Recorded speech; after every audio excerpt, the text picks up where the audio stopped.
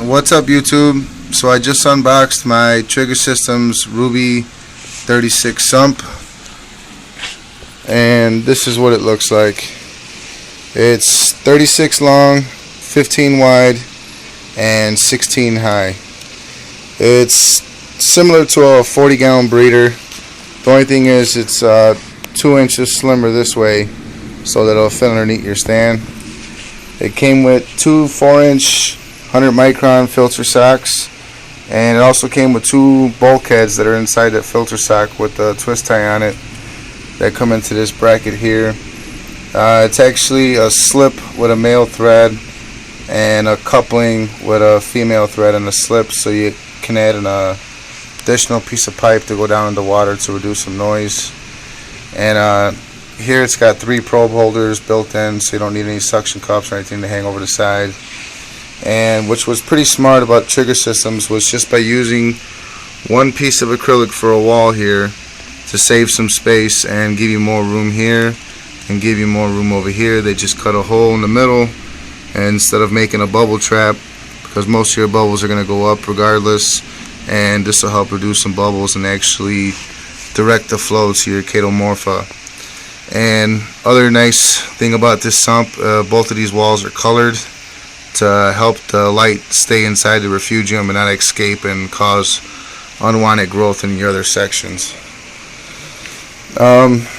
This refugium section is actually 12.5 by 14.5, and the skimmer section is 12 by 14.5. And then you got your bubble trap here with a filter sponge with a egg crate underneath the filter sponge holding it up, and a second egg crate here so you can place some media, which will most likely be carbon.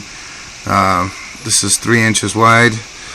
It goes into the last section. The return pump section is 8 inches by 14.5. Now, my main reason for upgrading to this sump was because of the size of the skimmer section. It's actually 1 inch wider and 1 inch longer versus the Ruby 30.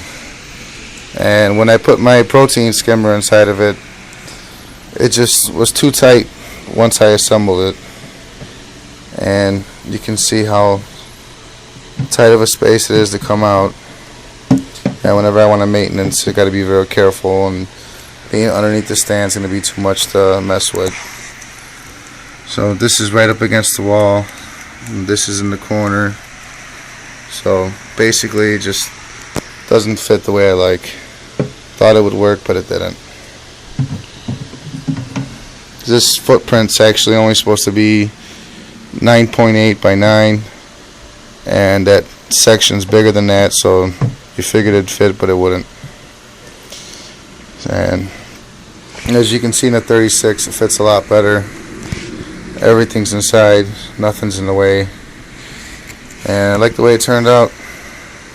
Oh, another nice thing about this sump too, it's got an overflow coming out of the refugium, which will kind of direct your flow onto your media and spread it nice and even over the carbon so to be used properly. But that's what it looks like with the 225 inside. I decided to upgrade because I didn't want to have to mess with tight quarters just to change a filter sock. I hope you enjoyed my review, and happy reefing.